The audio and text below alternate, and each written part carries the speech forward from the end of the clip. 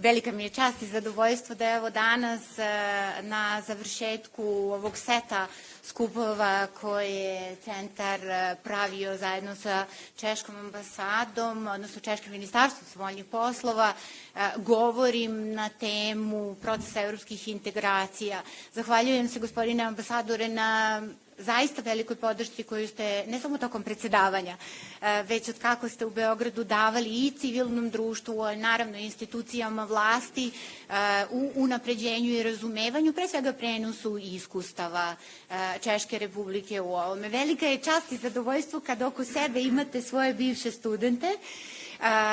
To je jedan od dodatnih vrednosti ovog današnjeg skupa.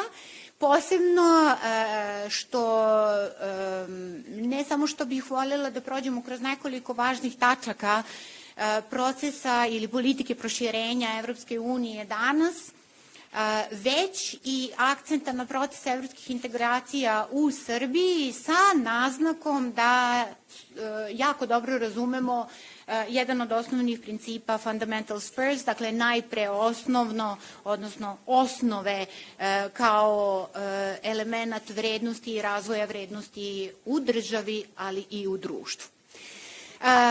Ako smijem da krenem, a da ne budem profesor, sa podsjećanjem na moment kada je Češka Republika zajedno sa ostalim državama centralne i istočne Evrope tokom 90-ih započela svoj put ka Evropskoj uniji.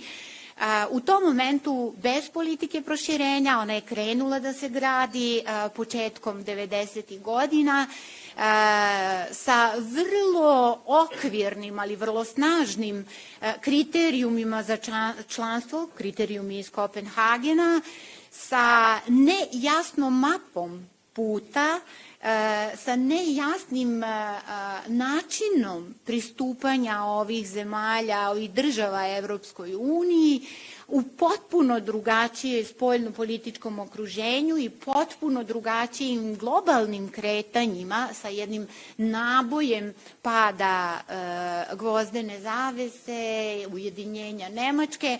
Dakle, u tom momentu situacija koja se ne može preslikati sa današnjim danom.